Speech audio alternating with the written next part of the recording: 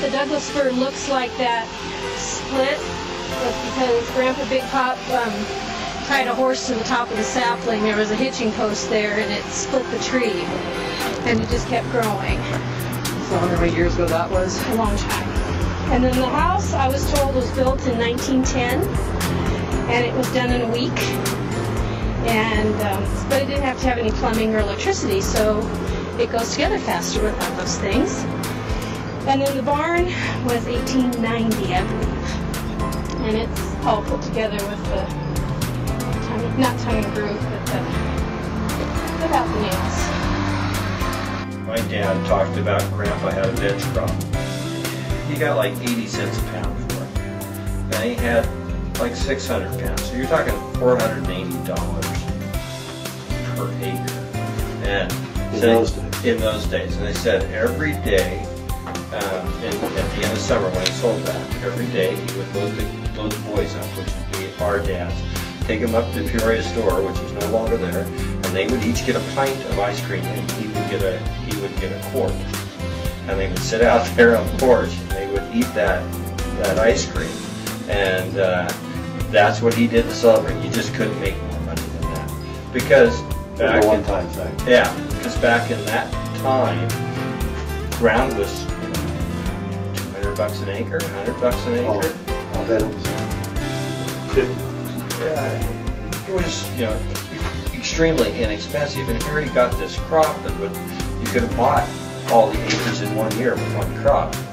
There was a period in the 50s and then again in the 60s where just took out a tremendous number of these smaller farms around here, the 160, 240 acre farms. A lot of them went away. I think the people that survived, it wasn't because they made any money, they just decided they were going to stay.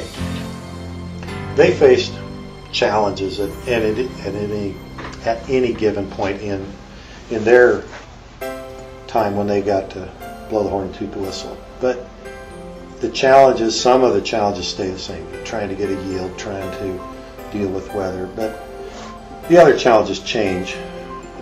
They still are in the same areas. You're dealing with people, or you're dealing with environmental ramifications, government regulations. But the specifics change.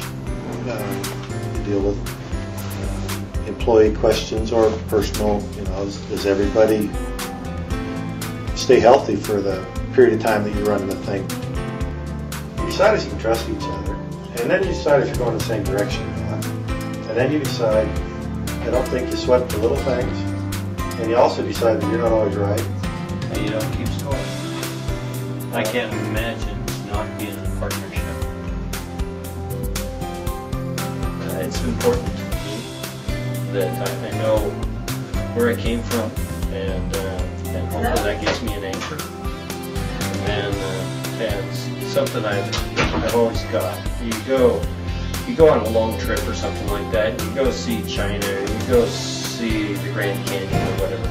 That's an experience. That's something that you have that they can never take away from you. Same way with the farm. It's something we've got. Even if we were to lose it, I've still got all those memories. I've got all that stuff. That's just part of it. We've never told them, ever, that they have to farm. We never even told them they need to farm. Right. What we have told them is that you go find something you do for free, something that you like well enough that you do it whether you got paid or not. If I hired you, you'd come back the next day and work for free.